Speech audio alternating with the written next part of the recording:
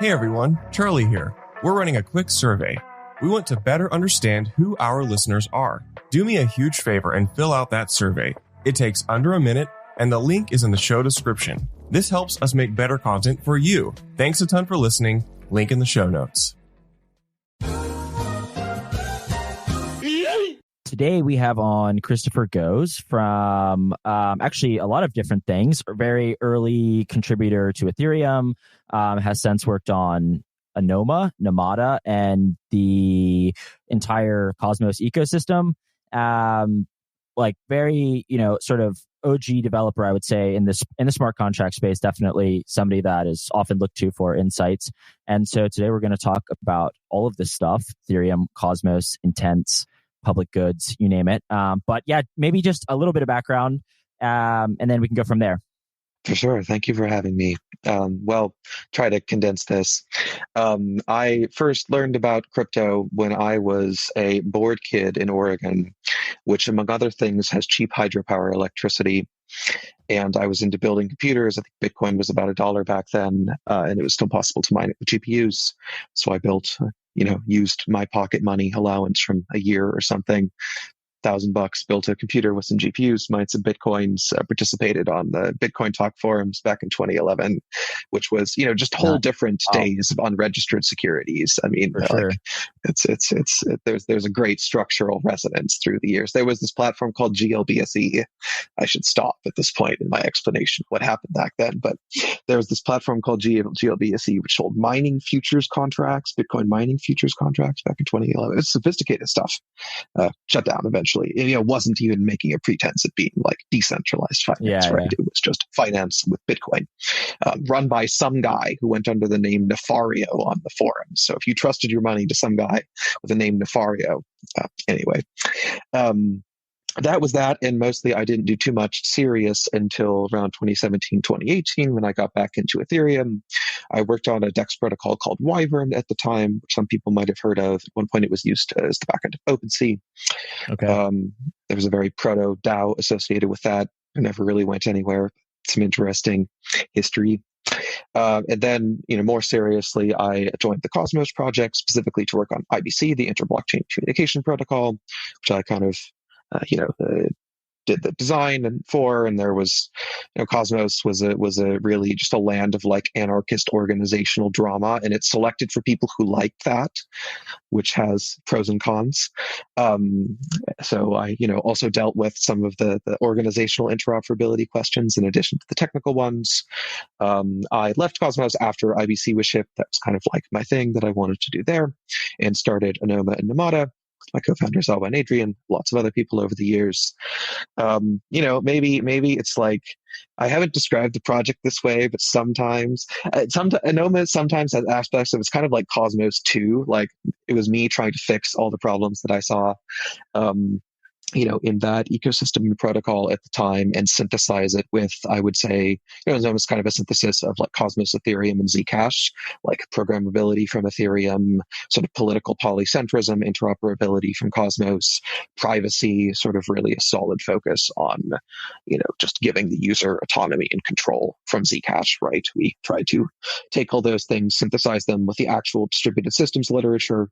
And when you read it, it turns out the thing that most of crypto is really trying to design is like a distributed operating system, much more so than, a blockchain is a data structure, right? Calling the thing that we're working on a blockchain is kind of like calling a car rubber. It's just misleading.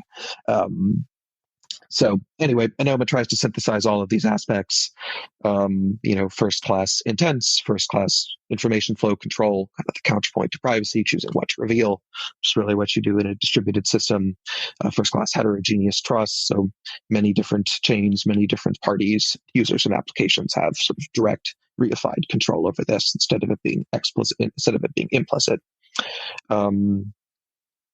Yeah. Okay, awesome. Well, okay, that was a lot. So we'll come back to a lot of those points. Like we'll come back to Anoma, Namada, IBC, and stuff. But let's start with going back to kind of your initial work in Ethereum. And I'm going to lay this question up, and you can take this any direction, and hopefully the spicier the better. But what was your vision for Ethereum because it's a bit of a leading question, right? We talked about this before the podcast, but I'm going to sort of lead this. But what was your initial vision for Ethereum? That was like the compelling, selling point, if you will. Like, what did you want to see from, what you started working on? I mean, the honest answer is that at the time I worked on Ethereum, I don't know if I had a vision for Ethereum. I mean, Ethereum was originally pitched in the Bitcoin Talk thread as like Bitcoin, but with more complex financial contracts, which was never really a product that interested me personally, at least not at the time.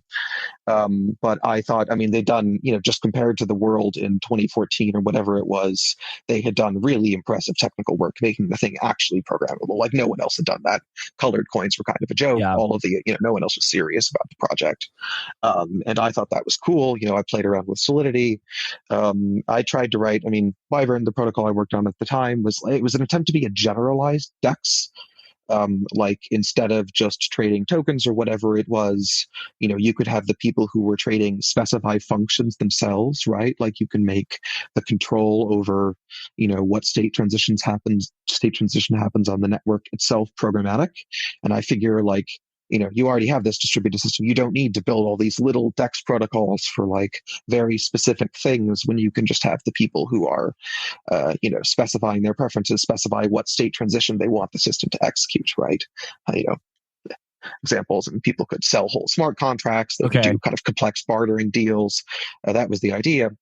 Not really. I was more into like the theory and design, and I wrote the code, but I wasn't interested in doing the whole product. And at the time, I was also pretty, I thought that there would be sort of a more polycentric ecosystem of many things, not just one thing. And Ethereum was very like, interoperability historically has not been, I think, considered an important problem by Ethereum. And I thought that it was. So I wanted to work on, I was kind of more motivated to work on Cosmos for that reason. Okay, but when you say that's where I went. When you say DEX, like what was the design of this DEX? Like I assume it was pre-AMM, or was it similar to an AMM? If you could trade like full smart contracts, I'm thinking, I don't know, like order book plus AMM plus like really slow Ether Delta type order book thing. Like what was the structure at the time, or at least what you were working That's on? right. It supported both on-chain and off-chain orders, as in you could craft an order by signing a message or by sending a transaction on-chain, so you could use it for both. It was around the time of the first AMMs. AMMs were not really popular like when I sort of deployed the contracts, but I think the concept might have been there. I'm not exactly sure on the timelines, but it was around the time. And users would specify, it's kind of like, it used the word intent. It was like an early intent system. Users would specify their intents, like literally in terms of functions. So in terms of calls to different smart contracts and like checks against the EVM bytecode that got executed. Now, the most straightforward way to do this would be to literally call eval. This is not possible because the EVM doesn't support eval for reasons that I've never understood. But you can kind of approximate it using like deploy. The thing you have to do is basically deploy a new contract and then call the contract, right? You can't just eval code, but you can get the same function. So this led you into Cosmos because you felt that this was a better solution to sovereignty and interop. Is that directionally correct? What was the transition from working on this DEX type thing on Ethereum into, oh wow, this Cosmos thing is quite fascinating. Like this is where I want to go. Yeah, it was some interest in, at the time I was interested in like political polycentrism, theories of the commons, sort of, I don't know, different communities running their own blockchains, this kind of idea about how things might turn out. Blockchains are databases, and to me, this kind of thing, like local sovereignty, just sort of devolved or federated political systems, are how politics of important state, like money and bank records and property records and stuff like that, actually works in real world social systems. And I thought, probably, not really a reason to expect this to change just because the database technology part of things changed. And actually, these kinds of open protocols create really cool opportunities for interoperability between, sort of systems that, at least in their legal forms, are not necessarily so easy to interoperate, right? But that was the motivation for me to work on Cosmos. Just like, I mean, at the time, no one really had like concrete visions. It was just Ethereum was all about smart contracts, and Cosmos was all about like Internet of blockchains. Yeah. Like, we'll connect all the blockchains, and there'll be local blockchains. That sounded interesting, and I got a job, so I just went and worked on it. It wasn't. Yeah. So what were you working on at Cosmos initially? Mostly IBC. So IBC is the inter-blockchain communication protocol that Cosmos designed, developed, and launched, that connects, all the Cosmos chains today and some other chains. And I think there's an implementation for Ethereum now, and probably some rollups.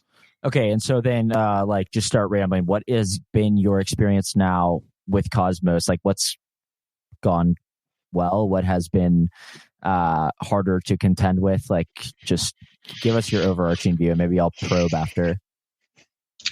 Yeah, I mean, I have fond memories of working on Cosmos. I met lots of lovely people who were still great friends.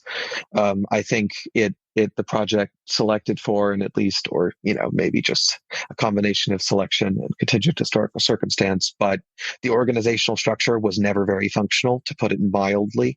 If you want more, exposition, you can find plenty on the internet. But that. I think that the combination of that and Cosmos, although it suffered from the game being too easy, honestly. Like, the Cosmos Hub was launched, Atom did nothing. It still does nothing. Yeah. It generated no revenue. It still generates no revenue. It didn't have a product. It still doesn't have a product. None of these things have changed, right? But there was just like enough treasury to keep that going. And lots of people have built cool open source things. I think with a much more focused and sort of well-run organization, actually it could have worked. Like, just build the sort of public goods thing. But I think that, execution hasn't necessarily been there. I mean, part of the organizational drama I was involved in was, there was a sort of, one of the founders of the project, Jay, at one point declared himself the second coming of Jesus, and went on his whole journey. I'm there for that journey, but it wasn't quite the fusion that you would want with the CEO role of a project, let's just say. So he eventually left, and then, but at the time there was a lot of chaos. The engineering team, which I was involved in, in some sense, like, informally unionized and quit the company, but kept working for the foundation. It was the kind of thing that like could only happen in those years. So lots of drama there. Yeah, Cosmos also never really had proper research function. And some of these problems are just really hard. Like, interoperability is a really hard problem. Cosmos never took privacy seriously. Building, just figuring out how to even synthesize with social science research if you're trying to incorporate real world notions of political systems into even just what guides your design. I think that requires. Yeah, it's kind of interesting you say that there wasn't the level of research needed, because that may be true, like at a practical level. Ironically, though, one thing, so there's basically two things you hear about Cosmos from a bird's eye view. One is an insane amount of drama, people fighting all the time, which you just said. The other, though, on a more positive note, is this sort of catchphrase, which is Cosmos had it right all along, right? And I think what people love to regurgitate this, and I think generally what they're saying is the app chain vision was correct in the way that these app chains interoperate natively. You may have disagreements as to whether or not it's, functionally natively, but the premise of there being this Cosmos hub and then the, designing for specific use cases, designing for specific purposes was correct all along. So that's kind of interesting. You say the research wasn't really there. What kind of like, how do you view now, like, was Cosmos correct, I guess, with this app chain thesis? I mean, I would lean towards yes, but it's still like very much a debate, right? Yeah, I would say partially. I think Cosmos was right that, different projects and communities will want to, run and control their own infrastructure in some sense, certainly, have their own tokens that are kind of associated with regulating it, and customize things. I think Cosmos went too far in the direction of everyone wants to build their own state machine with no like shared virtual machine. I think people do want a shared virtual machine. People want to customize their applications and control their sequencing rules and do stuff like this. They want control over the configuration. But I think in some sense, Cosmos standardized too little. And this makes it it just takes a long time to build stuff, because you have all these different state machines and they interoperate only at the message passing level with IBC, right, but not at the programmability level. Yeah. So, okay, then let's go a little bit into your work with Anoma and Namada. And I'll be honest, I get them a little bit confused because they kind of sound a little bit similar. Namada is the privacy aspect, right? And Anoma is your personal vision of Cosmos 2.0, the way it should have been. Is that so? You can sort of explain that description is facetious. Okay. I mean, yeah. I should. That's not fair. Anoma is. I guess it's just our attempt to synthesize many ideas into one coherent distributed operating system, which is the basic concept that we understand it as. So that draws on, kind of accidentally, but in retrospect, I realized it draws on the Ethereum world computer vision. It draws on the Cosmos, political polycentrism vision. It draws on the Zcash privacy vision, and tries to knit all of those things together into a whole protocol that makes sense. Okay, so wait. Namada is more like a specific application, just like shielded payments. So Anoma is a Cosmos app chain. Is that correct? No, Anoma is a protocol designed from scratch. Okay.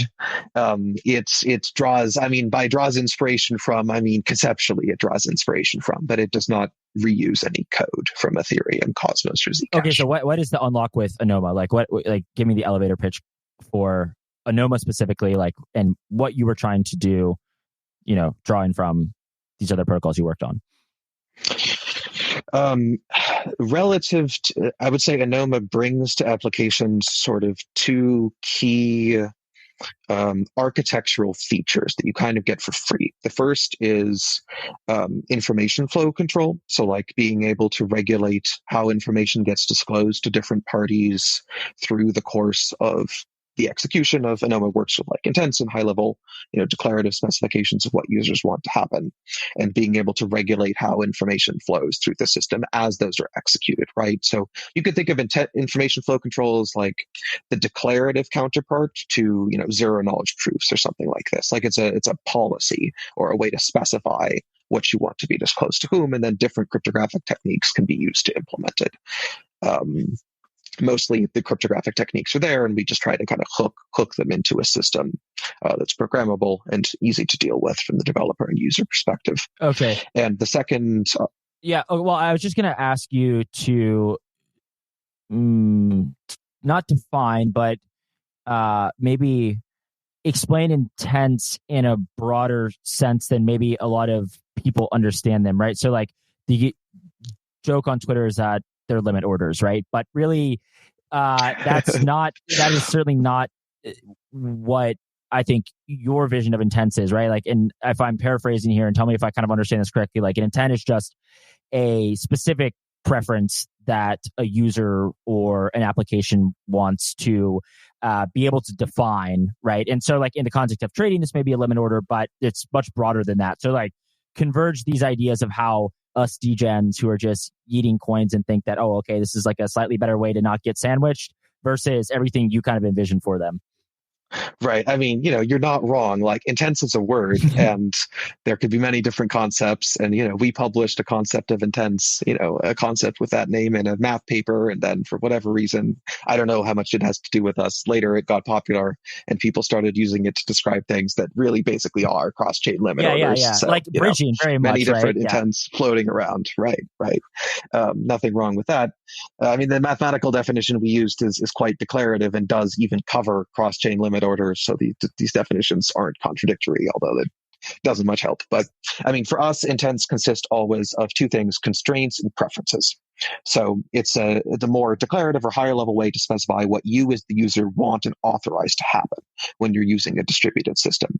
And when you send a transaction to a specific blockchain, such as just sending a transaction to Ethereum, in general, what you're specifying is a specific imperative execution trace, right? In the EVM, you start somewhere, you issue a message call to a contract, that contract runs some code, that code determines which state changes happen, it might call other contracts, etc.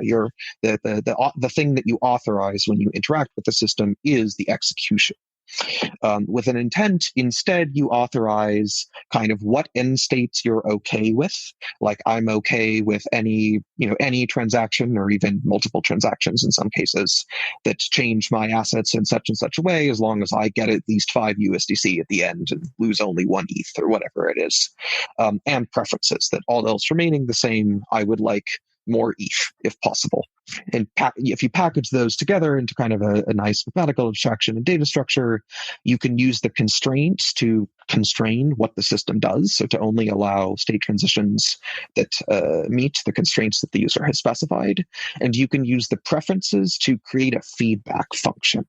So if I'm sending intents off to all these solvers and blockchains and stuff, but the thing that I really care about is at the end I get a good price for my asset, let's say with a swap, or that, I don't know, some fairness criterion was met, or even that like something gets donated, like that could also be my preference, then I've provided this information to the parties in the system so they know what my preference is, and I can measure over time who is satisfying it the most. Like, if I consider sending my intent to 10 solvers, and like solver A always gives me a better price than solver B, then I'll just send more intents to solver A in the future, right? So you want this kind of feedback function. A lot of this is like very theoretical. Like, I can tell you're very much in the protocol design aspect. Like, give me can you explain, practically speaking, why an intent-centric design space is preferable to maybe just Ethereum as is, or something like that? Like, what is the unlock there? And maybe if you can put it into terms that, trader or degen or application user would understand more intuitively. I see. Yeah, for sure. So let's take I'll try the market structure perspective. So from the market structure perspective, intents are very helpful because they allow market participants to specify what their preferences are at the right level of granularity. Most users, when they use these systems, and they send transactions, they're actually being more specific than they want to, right? They're like, you have to pick an AMM to send a transaction to, or you have to pick a blockchain to send a transaction to, and you have to pick, all of these parameters that are kind of arcane. And what you care about is usually, I want, even if you're just executing a swap, right? I want at least 5 ETH. And I want it on Ethereum or Base or Arbitrum, let's say, and I want the best price. And the rest of the details, I don't care, figure it out, as long as, the market equilibrium doesn't screw me too much, right? That's where the preference comes in a little bit. So if you think about the whole network, the distributed network, if you have users specifying their preferences at the level of granularity at which they actually have them, then this gives more degrees of freedom, to inside the network, to operators and other parties to optimize the actual market structure, like to, deduplicate different AMMs that do kind of the same thing, to, route assets where they need to be routed, etc. What is the most used intent-based model currently? Like, is it bridging? Is it, I don't know, is CowSwap an intents protocol? Or what is the most used implementation of this currently? Yeah, I mean, I would consider limit orders and sort of batch swap orders and cross-chain, similar cross-chain things to be specific types of intents. And I think within crypto, those are certainly the most used. Okay. There are some, like in TradFi, there's some sort of combinatorial structured financial product things that look like intents. Okay. You get some more complex stuff there. Okay. The Gwart Show is sponsored by Ellipsis Labs, who I've been following for 3 years now. They're one of the strongest teams I know in crypto. Ellipsis Labs is a small engineering team with a flat structure. They build complex systems, primarily in Rust. For engineers who like challenges, here's the kind of problem they solve. A layer 2 blockchain needs to maintain 100 million accounts and generate a state root after each transaction batch. The root must be built within 50 milliseconds. How would you design a system to ensure the root construction is fast enough? High-performance challenges are core to Ellipsis Labs' mission as they build modern crypto finance. They believe finance needs more than an upgrade. It needs a complete rewrite. The success of their first product, Phoenix V1, speaks for itself, doing over $70 billion in organic trading volume. Now, Ellipsis Labs is building Atlas, the blockchain purpose-built for verifiable finance. I know this team personally, and I like them because they're unique in the crypto space. They have a long-term focus, they work in person from their New York City headquarters, and they're here to build products that fundamentally change the world of finance. If you want to learn more about their open roles, go to ellipsislabs.xyz/careers. All right, so now tie this into Namada, which is built atop Anoma, which is not a Cosmos app chain. No, sorry. No, we just launched two projects, like a sort of a similar group of people launched two projects. They actually don't share a technical stack. Okay. We wanted to build a product specifically for shielded payments. That's Namada. Namada is a Cosmos app chain. At least it uses Tendermint. It does not use the Cosmos SDK. Okay. Yeah, the reason we did that is we wanted to like build and launch that more quickly. Okay. And we knew that Anoma. All right. So talking about Namada, shielded transactions. What does this mean in practice, and like what are you aiming for here? Yes, Namada is just multi-asset shielded payments. Payments are like the boring use case, but somehow the one that no one has really solved yet. Exactly. I mean, there are stablecoin companies that are now trying, I guess, but Namada it takes some technology from Zcash, the original circuits from Sapling, and upgrades them to support multiple assets. Of course, most people just want privacy for assets that they already have, like USDC or ETH or Bitcoin or something. They don't want to use an asset which is tied to privacy, like SEC. And Namada provides that as a service. So you can send your assets over IBC or from Ethereum through IBC Eureka, and you can make shielded payments on Namada. Okay, so I'll be honest, privacy is not my area of expertise. What is the optimal design? I would assume that you think Namada's aiming for that, but what in your opinion is kind of like the optimal design of, let's say, privacy-focused payments, right? I think there's like, I hear about a lot of different things, and I hear about Monero, I hear about Zcash, and then it sounds like this is, sort of an attempt to say, look, like people don't necessarily want exposure to something like Monero if they just want to pay in a private way. And so like, what is your kind of like ideal vision, and then maybe the end game of this? Yeah, I mean, I think just the product of technically how to do privacy preserving payments and also allow users to disclose whatever they want to disclose to whomever they want to disclose it to, pretty easily. That problem actually was solved by Zcash a long time ago. Now they just didn't make it multi-assets, and maybe some of the UX parts weren't there. But you can get really quite excellent properties using zero knowledge proofs, as Zcash does, and sort of commitment nullifier constructions.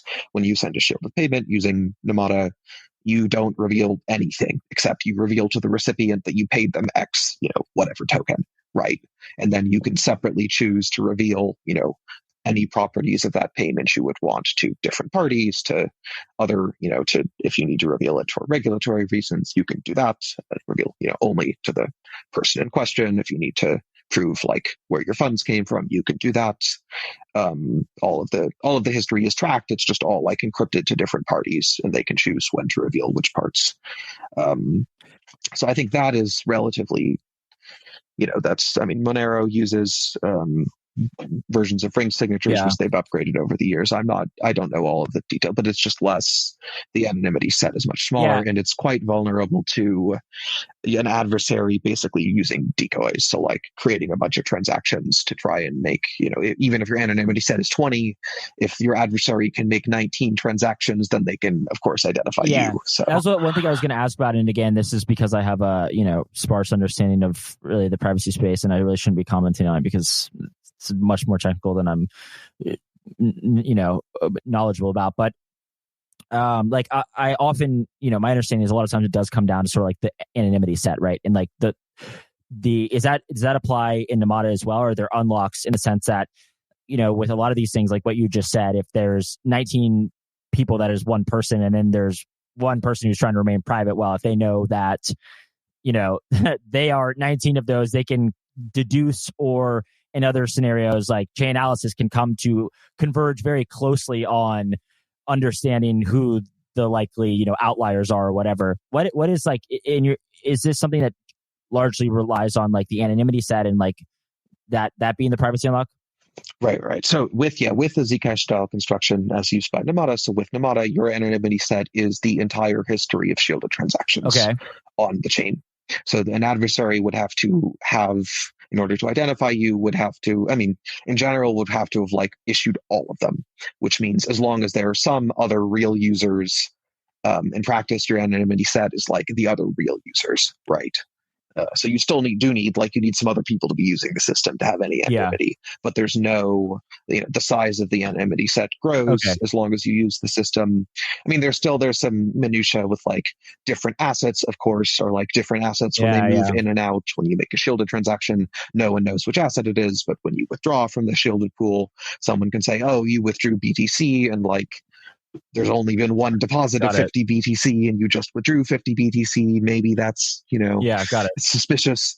But it's, you really can't do better as long as part of the system is public. Yeah. All right. Like, let me ask you, just zooming out, how do you feel about the direction of privacy and payments and crypto in general? Like there's, this is one of those constant,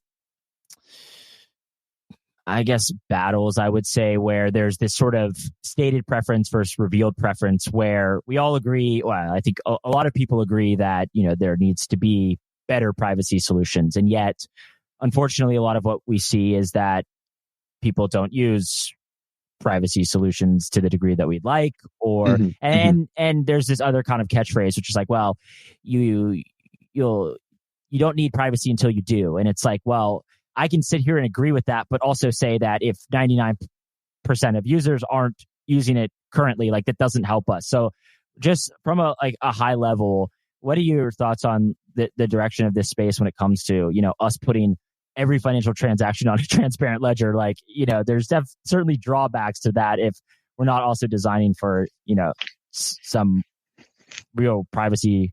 For sure. I do not recommend using transparent blockchains, and I personally don't do it. Okay. If you look outside at the world that we're in, do you want what you did to be visible to all of the various people using all of the various AI surveillance technologies and Palantir and whoever for the rest of time to selectively persecute you? Your life, not mine, but not you specifically. Yeah, I think it's dumb. I think it's crazy. Like, also, no business, serious users like know this. Businesses won't use blockchains, or at least not without like some extra assurance, and I don't know, Stripe or something mediating it for payments. It doesn't fly. I have even in places with lax privacy laws, in practice, you still have much better privacy just when you send bank transactions than you do on public blockchains. So I think that's it's practically untenable. I think there is at least like strategic recognition of this. I agree that there hasn't been a lot of wide-scale adoption, but you can complain about people, or you could try to build better products, and one of these strategies has results. Exactly. And I certainly agree with the last point, but what does force people into thinking about this more? Because again, this was one of the core, first principles thinking originally with blockchains. And you go back to Satoshi, and he immediately established that, this is not tenable for privacy in the long run. Like, there's a very specific reason we're putting this on a transparent ledger, but ideally this is not how people transact in 20, 50 years or whatever. Like, what is the chasm we cross where everyone's like, oh, this was a terrible idea, we got to shift paths? Like, it's hard to see with what you were saying, Palantir, Chainalysis, governments around the world, bad actors being able to identify how much money you have in your wallet at any time. Like, what changes this? You hear a lot, and then in practice, again, we're sort of left just observing the revealed preferences. For sure. Historically, I think a good or a case that I like to analyze is Signal. I think Signal is a very good example of an application that A, has really strong privacy guarantees, and B, has like provided a sufficiently good UX and been sufficiently well managed to find a sizable amount of PMF, especially given like sort of cypherpunk background and nature of the project. And if you look at Signal's adoption graphs, many of which are actually public on the internet, like easy to study, it's really nonlinear. As in, they're slow for years. Then there's like some protests. Yeah, step function. And it goes like this. Yeah. There's like a step function. Yeah. And I mean, it's kind of a sad answer. Like, when are people going to adopt privacy technology? When some horrible persecution happens. But I think that's partially just true. Yeah. But you need to have the products ready. Right. Like, if the products aren't ready, it doesn't work, right? Signal was there. Yeah. It was like you could download it as an app on the Google Play Store. You didn't need to onboard your fiat. It's just messaging. You needed to send a link to your friends. Pretty easy, honestly, on the scale of things. Yeah. So I think crypto hasn't really quite had that event yet. I mean, there's certain kinds of payments or classes of payments that are, persecuted or blocked by various actors. And so maybe some people have, if you're doing, things that are not illegal, but like pressured by the government in some jurisdiction, some kinds of sex work, for example, that might be a reason that you would want to use one of these systems.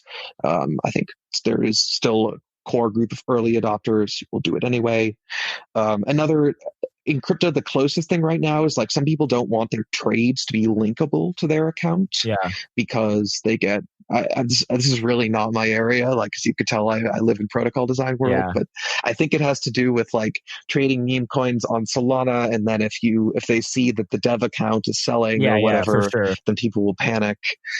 So, I mean, for better or for worse, that might be an adoption vector for privacy. Yeah, I think definitely. And then I've been looking at a little. Like, I definitely agree with that. And then even you kind of mentioned this before, but there's large institutional actors, and if they want to trade, I mean, assuming adoption continues, if they want to trade on chain on order books or dexes, like there's some argument that there's a recent argument, that if they kind of reveal their preferences, they may actually get better execution. And then there's scenarios where it's sort of the opposite, and you really don't want, Wintermute does not want you to see every transaction that they are making, right, for execution reasons. So that is, I think that's definitely a valid point there. For sure. Also, I mean, and I think sometimes, I don't know, maybe revealing preferences being good is used as an argument for transparent only technology. Yeah. This just doesn't make sense. Like if you have privacy preserving payments or other things, you could always choose to reveal information. Yeah. That choice is always within your control, right? Yeah, this is another thing. You're just not forced to. Yeah, this is another thing. It's kind of interesting that I don't know, I wouldn't say struggled with, but I found kind of, paradoxical in a sense is, and this has less to do with trading, but more just from, you see a lot of lawyers and advocates for crypto who oftentimes these are representing large businesses and applications that make a lot of money. And they often push the selling point as this is so much better because it's all transparent. And they're going in front of regulators and saying, no, look, you can track everything. And I think, maybe you and I are looking at this and we're like, yeah, so that's one way that you could increase adoption, but also that, I don't know, is such a great way to phrase this. Like, here, we have designed the surveillance state for you. Go ahead and grab it by the horns, And it's like, I don't know if that's exactly the angle I would take always, right? For sure. I mean, I also think if you are a government looking at this problem a little bit more rationally and not just taking bribes, then you don't want a transparent only system. It is horrible for any kind of I mean, democracies and the CCP should not want this alike because it opens your entire communications graph to foreign adversaries. So no rational state will ever, I mean, they'll laugh you out of the room unless they're just taking bribes. So, yeah. Okay, let's pivot a little bit. We touched on this at the beginning, but I said we were going to talk more about this. The context was that I heard you hop on, I think you were just in the room or something, in a podcast with the Expansion podcast. And the background for the conversation was Ethereum was initially pitched. I'm being very reductive here. Ethereum was initially pitched as this world computer. And then you kind of hopped into the conversation and said, well, this was my vision of the world computer. This is what it's now. And maybe there are some, things we've learned along the way as to what this world computer means. So you can start wherever, but yeah, talk me through your kind of thought process and maybe your evolution. Right. I mean, yeah, I came at this, for years, I thought world computer was a marketing slogan and no more, and I dismissed it. And if you look at the history of it, it kind of was a marketing slogan. Like, the original Bitcoin Talk post talked about decentralized financial contracts. At least Vitalik credits the term world computer to, I believe, Vinay Gupta, who used to do marketing at the Ethereum Foundation years and years and years ago. But it was a world computer, like the launch video was entitled Ethereum, the world computer, right? So they really focused on it at that time. Yeah. And it was pitched as kind of like some in some sense singular world computer where you can do all the stuff, where you can send payments, where you can do IoT, like, a giant distributed spreadsheet in the cloud, like the one database backend to rule them all. And that had a lot of, I think it was not, it was good marketing for a reason. Like, it's a thing that makes sense. Yeah. Why do we have all these separate databases that speak, random different languages and don't interoperate with each other? Why, we use banks or ride sharing apps or food delivery, whatever it is. These all basically do the same thing. Like, they have different front ends and different legal setups, but mostly they do the same thing from a functionality perspective. Why can't we just run this all on one shared interoperable system? And I think that vision is quite solid. Ethereum did not ship a world computer, and I think one kind of the sleight of hand that happens now is that the term world computer is used, but then people take it to mean the blockchain.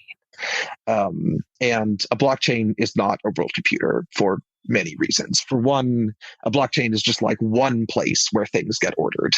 And in a world computer, you don't want to order everything in one place. This is the dumbest distributed systems design decision you could possibly make, because the one irreducible cost in everything is communications, latency, and handling more messages at one point because of physics. Like, you have to send more stuff to one point. You can make the CPUs faster, but there's always going to be a bottleneck at the physical layer.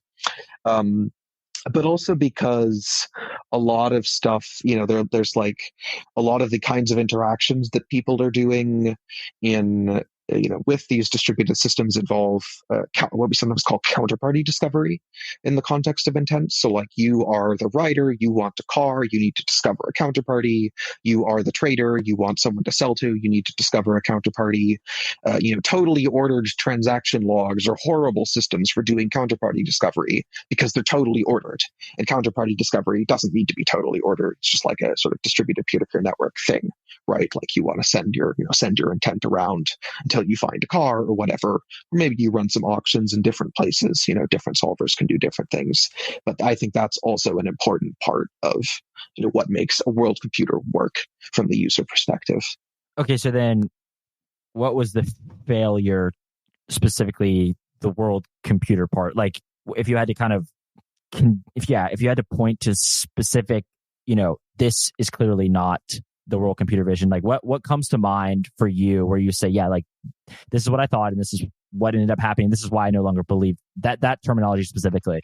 Right. I mean, I do want to give credit where credit is due. This is like, I not my vision. Like, I think this was Ethereum's vision, and it was better understood in 2014, I feel like, or better, like, because there was the Mist browser back then. Like, it was kind of an attempt to build a front end for this sort of whole ecosystem of apps. There was the Swarm. It was like a peer-to-peer network storage system called Swarm. Okay. There was this old graphic of like users with different sort of local interfaces to Ethereum, and then like the blockchain was in the middle. But there were also all these other parts. Like, at least in 2014, Ethereum did not equate world computer with blockchain. But now, now that sleight of hand, at least that kind of happens on Twitter. But also in some way, Ethereum does have more of the back end, right? Like there are like lots of rollups and off-chain services and all of this stuff. But what has been lost is the logical unity. You can't program the whole thing like it's one system. Right. You have to deal with all of this heterogeneity, and the heterogeneity just kills you, especially when I don't know, interoperability has just not been considered a very hard problem. Yeah. And very little effort has been, because interoperability is hard both technically and socially. Technically, it's hard to define, the very minimal interfaces you need to communicate between different parts of a system. And socially, an interoperability protocol, like the more abstract your interoperability protocol is, the more stronger your network effects are, right?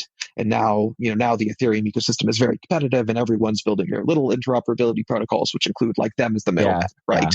Yeah. But we probably don't want that. We want a neutral interoperability protocol, but there's no, it's hard to get people to adopt this without some coordination, right? So, like, how does this make you? And this sounds like a cringe question, but like, how does this make you feel personally? Like, do you feel like there was a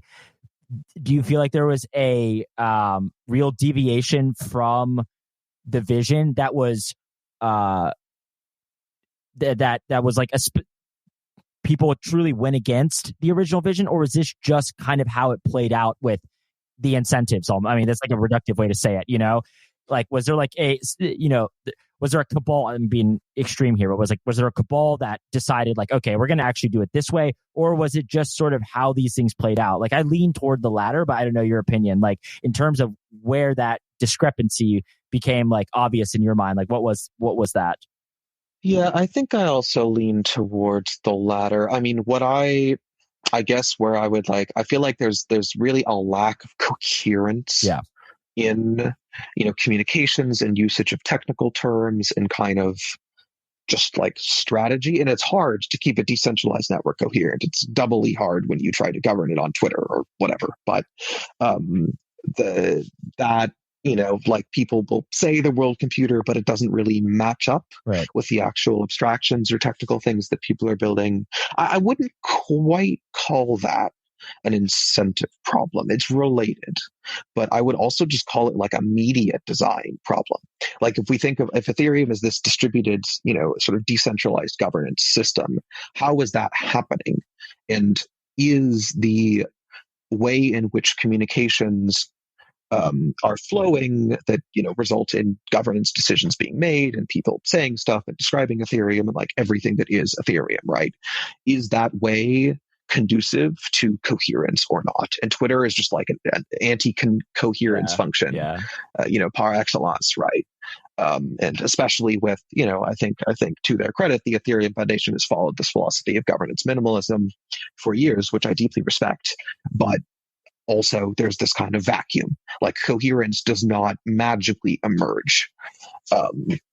People who've worked in complex organizations are very familiar with this. It must be consciously crafted and kind of worked towards. And if you have media which select against it, and this problem is not unique to Ethereum, like a lot of the world has media coherence problems right now, right? But if you have media that select against it, it's and you lose it, it's nearly impossible to get back. Okay, let me ask you like a little bit more specific question, and I'm going to lead this with something that you can tell me if I'm correct in thinking this is true.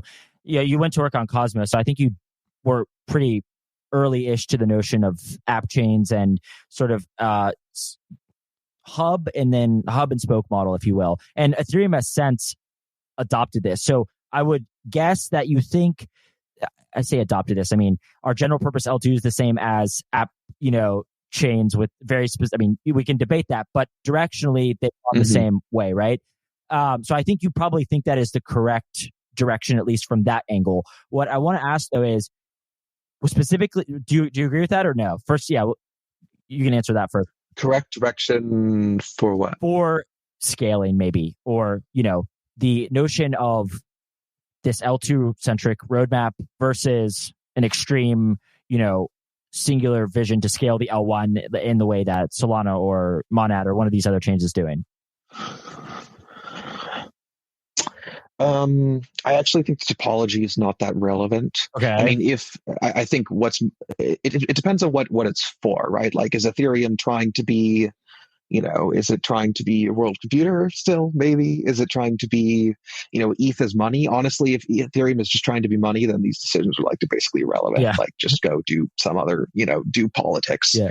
Give Vitalik the ability to issue tokens and let him go negotiate with the governments of Eastern Europe. Yeah. I think people who say like ETH is money or something do not realize what that means. Yeah. If you want to compete with nation state money, okay, I support, I think that would be an interesting experiment to try in the world, but you're no longer stop pretending to be a technical platform. Yeah. This is a different thing. On the other side, if Ethereum wants to be a world computer, then fundamentally what we're talking about here is a topology of where transactions get ordered, right? A transaction's first ordered, on L2s, or even before that in some other sequencer, then eventually ordered on the L1. The topology is talking about ordering because ordering has to happen, sequentially and kind of hierarchically. You can't have a piece of state where the ordering is decided in multiple places because then your system would be inconsistent. On the other hand, you can verify proofs everywhere. So as soon as you've made proofs of correct execution or whatever it is, especially, and there's been just amazing progress in applied zero knowledge proofs, succinct proofs in the Ethereum ecosystem, and you can prove the EVM very quickly now. You can verify the proofs everywhere, right? So we're talking about an ordering topology, and where it makes sense to order things really depends on the actual state. Are we modifying the same chat group? Are we trading the same asset? Are we trading with each other? If it's like a database load balancing problem, in my view, at least. And if you look at database load, there's a scheduling problem. You take the intents and you see what state touches each other and you schedule it. So I don't even think you need to fix the topology. I think you just need standard, it could vary based on the load. You just need standardized state architecture so you can move everything around. Hey, Will here with Blockspace Media. Did you know that we have individual feeds for all our shows? If you're watching the Mining Pod, Bitcoin Season 2, or the Gwart Show, be sure to check out the individual feeds. You can find them on your podcast player of choice, whether that be Spotify, Apple, YouTube, etc. Just type in Blockspace Media and you'll find all our shows pop up, or just type in the individual show name like the Mining Pod or Bitcoin Season 2. Be sure to hit that subscribe and give us a 5-star rating so we can continue to bring you the best content in Bitcoin. I want to ask specifically about interop because I think that is one of your kind of areas of expertise. What do you think of the state of interop with, we'll use Ethereum as the L2s, what do you think of the state of this? Bridging, and is it where it needs to be? Should the EF have created a enshrine bridge or something like that? Just these different ideas about how you hear people talk about interop's all screwed up. Well, okay, we got an expert on. Let's hear your thoughts. Well, I'll try not to disappoint. I think the state of interop is pathetic. Okay. It does depend. What do you want? What function are you optimizing for? If you're optimizing for the Ethereum ecosystem to be diverse and interesting, and you don't care about providing a unified product experience, then it's probably fine. There's diverse and interesting stuff going on, and different people will do their different things and their different interop protocols. And, if you try to use the whole system, it feels like a mess, but maybe you don't care, right? But if you care about unified product experience, then interop is the one. If you want, one way to think about it is you want to present the user something that's simple and standard and works predictably, right?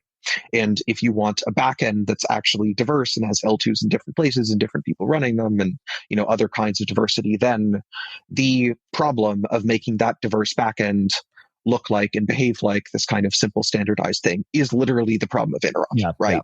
Yeah. How do you make these complex things interoperate? What do you need to standardize? That's the problem. So from that perspective, I think it is not being taken sufficiently seriously. Interop is a very hard problem. It's not it's not the easy problem. Yeah. Proving things even at this point is the easy problem. Making another state machine, launching another token, those are easy problems. Interop is hard. Also, I think you really have to try to answer the question of what do you want to interoperate. Right now, people think of interop in terms of message passing, and so does IBC, or did IBC for Cosmos. I think that's not what people actually want now. They want interop at a higher level. They want like application interop. So they want to be able to move state around, with logic, not just sort of, so the developers don't have to manually code all this method passing or whatever. You just have this kind of virtual state space that abstracts over all of these various different backends. And you can treat it like it's a single sharded database in some sense. When you program a database, I don't know, you program sharded. What's a good sharded database? Been a long time since I used non-blockchain databases. I think PostgreSQL supports sharded. Okay. When you program sharded PostgreSQL, you don't write like create transaction, select from shard 1, select from shard 2, blah, blah, blah, blah, blah, send message. No, that would be crazy.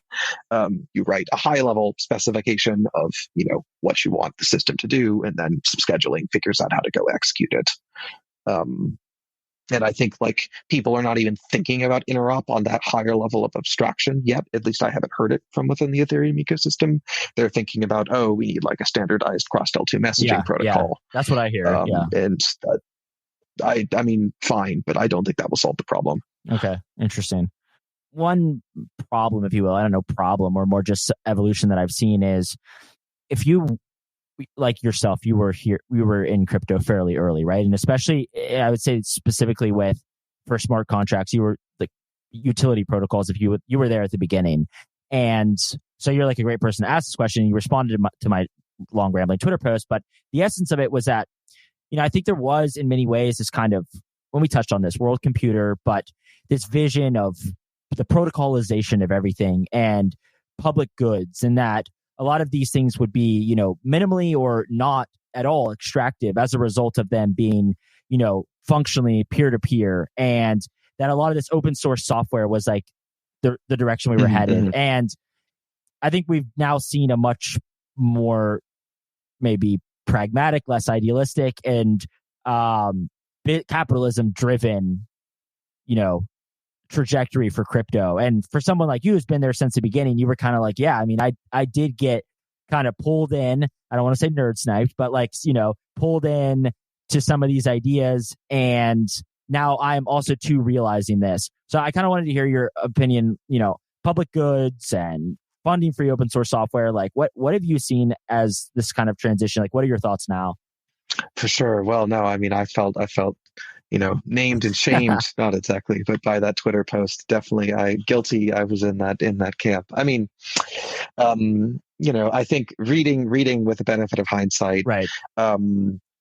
Part of what happened was that a lot of, genuine idealism in open source software and some cool stuff coincided with a bunch of market speculation. And, the market speculation is also, it's related to of course, people speculate based on their ideas about what things might be valuable in the future, what things other people might consider valuable. So the kind of ideas around open source and public goods being valuable, I think, contributed to, in some sense, market speculation in open source and public goods. But, I think there are a few things then happened. One, there was not a lot of discipline or market discipline for many of these large open source public goods projects. I certainly include Cosmos in this category, even Anoma to some extent. And they mostly didn't do a great job at like delivering products, in the absence of discipline. I think some useful software got delivered, like some good research, some research progress, lots of applied cryptography research progress that got funded, but not a lot of great products. And all their people funded their lavish boat parties and their organizational drama fests and even just a bunch of stuff that's like not even necessarily bad. It just like wasn't forced to find product market fit and therefore didn't really try hard. And you have a lot of like ditzy projects and sort of, these blockchains that just limp on for years. They don't quite die. And there's like enough liquidity that people have forgotten about that they can keep doing stuff. But lots of that. And of course, a lot of other people realized that launching tokens was a business that could be very profitable and was easy to execute in a year or two and exit. And I mean, a lot of pretty awful stuff, at least from my perspective, came into the space, and I think in the eyes of the public, it's hard to distinguish between these things. what are the real public goods projects? What are the people who are just branding as that thing, but really they're running an exit scam? Yeah. Who is actually using all this, all these resources to ship stuff that's going to be useful in the future? That's very hard for sort of random market participant to judge. I was talking to somebody the other day about this, like what this is my perspective, and I'm not saying it's correct, but this is kind of the evolution that I saw, which was you did have, and probably would put you in this category. You had like some original, very idealistic people who had a vision for, the world computer, open source, internet, tear down the incumbents, right? Mm-hmm. And the reason I was explaining this sort of trajectory I saw is because, I don't know, despite all my cynicism, despite my screeching at times, it's hard to sort of cast blame on any individual group, because I think the way I see it is that a lot of these incentives kind of in a bizarre way aligned. So you have these like idealist protocol developers who want to ship open source software and want to build a new internet. Well, you have VCs who say, oh, like, we can get behind that, right? You hack a token onto these things and we can get behind that. Right. That us also believing in that vision is mutually beneficial. And then the last kind of cohort of retail and traders, well, they want to see their bags go up. So they're incentivized to sort of push this notion. And along the way, obviously, you lose more and more of these idealists. And you start to question, like, how much of this is open source public goods? How much of this is business, capitalism, businesses, which is fine, to be clear, but distinguishing that from, so I do wonder, like, do you have, I'm not asking you to name names or anything, but like, do you see any specific periods of time or narratives that came along that sort of screwed this up, and made this maybe not worse, but just very different than what your, 2014 vision of the open internet was? That's a good question. I don't know if I have a great answer to that question. I mean, I think you can identify discrete points in time where like the funding landscape shifted, in the Bitcoin, the Ethereum ICO was a crazy thing. Crazy people invested in the Ethereum ICO, not, they knew what they were, in some sense, it would like, they kind of knew what they were buying. Like it wasn't, that's why I don't want to hold. I mean, I think that by all accounts and measures, Ethereum is a stunning success. And what we're debating now is like what to do in the future, not whether it succeeded or failed. Even if it, stays where it is for the rest of time, it will have succeeded as being an amazing historical event. But, for example, in like still the 2020, 2019 through 2021, 22 era, it was like the era of Ethereum killers, right? Or like a lot of people were raising money to build like ETH2, sort of, we'll ship ETH2, but faster. That was kind of the near pitch. Or we'll like, the Solana is like a more centralized, more product focused, move more quickly. There was Avalanche, there was Hashgraph, lots of this stuff, Polkadot. I don't know the details of these projects or exactly what they did, but at least they're like, you couldn't raise like $100 million with no tech innovation, right? Like it was like related to the technology. And I mean, by and large, these projects were, they were serious. Like they built some new distributed system configuration. I mean, for distributed systems was popular then there have been some years more recently when ZK Tech got some investment a few years ago. That's still correlated with the technology. I mean, I think in the last 2 years, especially, there have been lots of projects launching that just aren't really doing any technological development work, right? They're just building sort of an application ecosystem and a community if you're being generous, or like they're buying a lot of market maker deals if you're being less generous, and often both. I would put movement in this category, for example, quite solidly. And I mean, I'm not really here to say like what's good and what's bad, but this is a big shift, right? And at this point, it's a very different industry. It's more of a pure attention competition. And in a pure attention competition, building tech just doesn't offer any comparative advantage anymore. Like, why would you spend money on this? You're going to lose.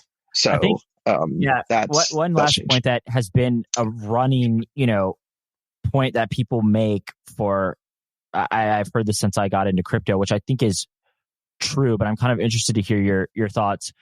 Again, I'm not saying it's necessarily a problem, but one thing we definitely have seen is that if you have some novel idea, right? And we can debate how novel it is, but if you have some unlock that you think is a clear advantage over an incumbent, right? So take somebody on Ethereum and saying, look, I mean, maybe Avalanche is an example of this. Again, not debating whether or not this is true, but this is just an example I'm giving. Avalanche said we can do this differently from Ethereum, and the incentive oftentimes is to build your own thing almost always, right? Like if you're a developer who's relatively intelligent and you do have a vision, right? I'm not even necessarily saying this from the financial reasons, right? There are very oftentimes financial reasons, right? Launching a competing L1 is, you're probably going to be valued much higher. You probably make a lot more money doing this. But just even from a technical level, it seems that if you have even a marginal unlock, the benefit to just doing it yourself as opposed to trying to weed through Ethereum politics or even make it, an Ethereum L2, or it's almost always the incentive is to create your own thing. And I'm curious, like where it seems maybe we're getting to kind of a higher bound on what you were saying. Like there's maybe the innovation just isn't there really to justify this any longer in these absurd valuations. But I've always, saw this, it's hard to keep people in an ecosystem, even if they have a small kind of unlock. Yeah, for sure. I mean, I think what you kind of see is that like the sort of funding, the economic flows have been very disconnected from value provided to users. I think that's the like fundamental tension, right? And then without, maybe if you had a more functional media ecosystem and the signal quality was better, of at least like who is a scammer, who is not a scammer, who is building things that will be valuable in the future, even if they aren't now, maybe this could last longer. But crypto exists in the crypto has failed to build an alternative media ecosystem of note, completely failed. Mostly exists in the broader media ecosystem, and the broader media ecosystem is, very financialized and decoherent, and trying to have decentralized network governance does not mesh well with this. It just you get destroyed by the decoherence effects of Twitter or whatever it is, and everything. Half of what you're seeing is paid for, if not more, signal quality is atrocious, right? But I think that, in some sense, like people just won't buy this anymore. They won't buy the good stuff or the bad stuff because they can't tell the difference. And that's, it's, I mean, I think it will probably force more, it might force more acquisitions or other kind of less do your own thing. There can be lots of positive effects to it. I also, definitely a possible future at this point is that crypto sort of, the tech gets kind of, it's there, like some of it gets adopted by the banks. I'm very interested in alternative sort of monetary system equilibria, but I also feel like crypto as it stands today as a social movement is just unlikely. Like, I feel like that's not what most people are here for anymore. And it's unlikely to be, that's unlikely to result from things going the way that they are. And if you want an alternative money, like the thing about like something like revenue is just, it's not an impossible to fake signal. Like, it's easy to say, oh, look, they have revenue. It must be real. And if you look at past, recent Silicon Valley history, or just the fact like anyone can send a transaction on a blockchain and pay fees, and whether they're, it could be someone who works for the company, right? Like it's not that hard to fake the signal, but it is a better signal than just pure marketing, really right? active At least user or it's something like that. Like we're converging a little bit more on what could be reasonably interpreted as, okay, maybe this is useful as a function of fees paid, right? Like, so yeah, I would agree. Right. So, I expect that to improve, to provide some more signal. Maybe that will improve things, but it kind of also at the same time, that is the metric that, guides financing for Silicon Valley companies, let's say. And I also, I don't know. I think it's a little bit sad. Like, I wonder if there are ways to somehow synthesize these things and leave some more space open for alternative economic equilibria of project funding and continuance that just might allow for the production of different things, right? Like, if crypto is totally governed by Silicon Valley metrics, then we're all competing with OpenAI to build the one everything app to rule them all and take an intermediary cut.